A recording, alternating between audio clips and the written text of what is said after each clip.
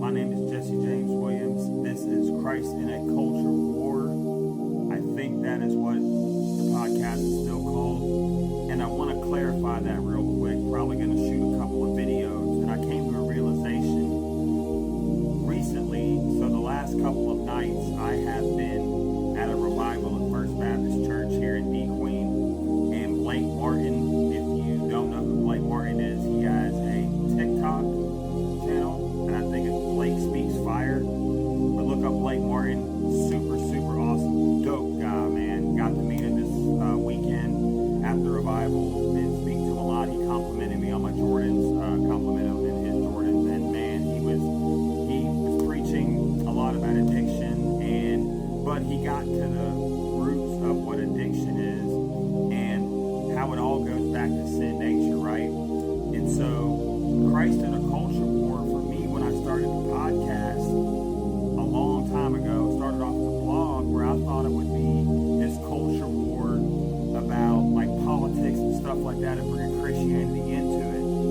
But I realized something with the help of Blake and some other people who spoke and just listening to other pastors, Gary Hamrick on YouTube, and just reading the word, is that the culture war is not a specific culture and time that we are dealing with, but it is a culture war because it's the world's culture, versus God's culture. What does that mean? That means the culture of the world, which is the culture of Satan, is that everything is about you, everything is about me, everything is about our trauma, our problems, our addictions, our struggles. So that every time, let's say you're a Christian out here, right? Like me, the devil wants to tell you that it's all about what you've been through. Oh, you just messed up the other night. You watched that video you weren't supposed to watch. You're not good enough. Like, you should quit. If you're not a believer, the culture tells you, the world's culture that is opposed to God's culture, the culture that Jesus came to die for, that Jesus died on the cross, which is sin. The world's culture is sin and depravity, right? So the world's culture is, if you're not a believer, is saying you're good just the way you are. If you were born that way, whatever way that is, it's not your fault. Sin is our fault because, and Blake, look him up on YouTube, look him up on Facebook, and look at some of the stuff that he preached on. And I can't wait till he posts a video of what he preached tonight, because he literally just went through the whole gospel from Genesis all the way to the resurrection. And I was in Sunday school at a Presbyterian church in Arkadelphia years ago, and I was in Sunday school, and this older gentleman asked me, why is the Old Testament important? I can't get into the Old Testament. And my response to him was, the Old Testament points to Jesus. Like Blake said tonight,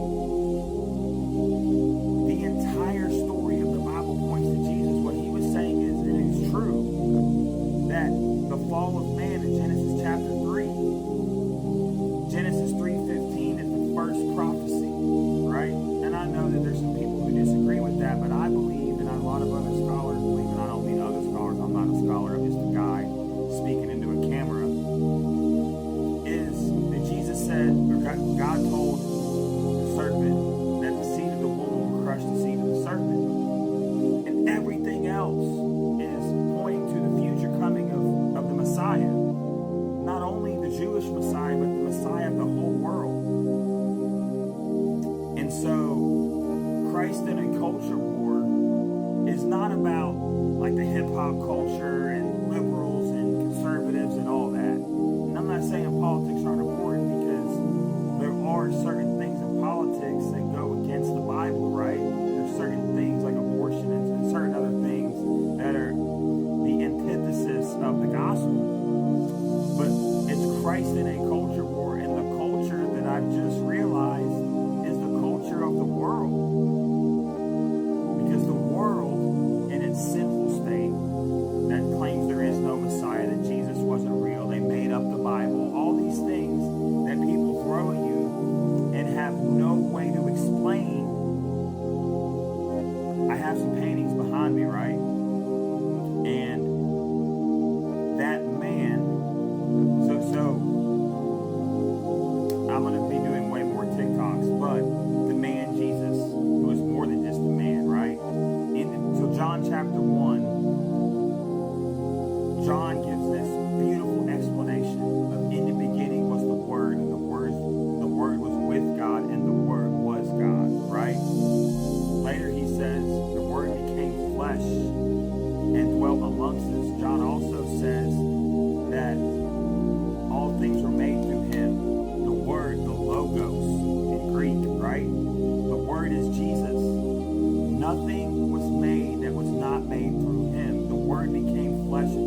amongst us. So when people say Jesus was a good teacher, Jesus was a good prophet, Jesus was, inferior to Muhammad, that's antithetical, I think is the word, but it's opposite of what the Bible teaches. Is that God created a world. So I've always said this, I'll leave you with this thought. I've always believed that the Trinity or the triune Godhead, however you want to word it, that God existing in three persons in one being, right? So you have the Father, the Son, and the Holy Spirit. Which is crazy when some Christians wouldn't want to believe in the Trinity when at the end of Matthew, in Matthew 28, Jesus has baptized them in the name of the Father, the Son, and the Holy Spirit. He says it right there. So Jesus is God, the Father is God, the Holy Spirit is God, but the Father is not Jesus. Jesus is not the Father is not the Holy Spirit is not Jesus, and Jesus is not the Holy Spirit. But they all live in relationship. So, me as an individual, you, the solo listener, we can have a relationship. If we bring a third person and let's say we do a three-way phone call, then we're now in community. So how can God relate to us? Because he exists as the Father, and the Father's in relationship with the Son, and with the Holy Spirit, they're in community, and all those intertwined, right? So Christ in a culture war isn't going to be me being about, oh, the Democrats this and the Republicans that. We may talk about some current events, but I doubt it. Because the most important thing is the gospel of Jesus. So we as human beings are born with a sinful nature. The first time we're sinned, we're separated from a holy, just God. And God did so love the world that he sent his only son, right?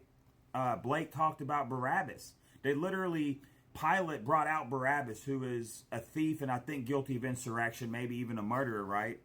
Pilate brings out this prisoner, like the worst prisoner. And Jesus is up there, and he's probably thinking, like, if I say, if you want to free Barabbas, they'll be like, because he wanted to free Jesus, but he was afraid of the people. His wife had come to him in a dream saying, don't have anything to do with that man. She had a vision come to him. Now, we know that Jesus had to die. We know this had to happen. And so Barabbas was set free. We are Barabbas. Shout out to Blake Martin. He said that I did. I'm just piggybacking off of his great sermon tonight. Right? We're Barabbas. We're the ones that were guilty but are set free if we put our faith in Jesus. God bless you. I hope you enjoyed this video. I know it was long. You may not get through it all, but I hope you do. God bless.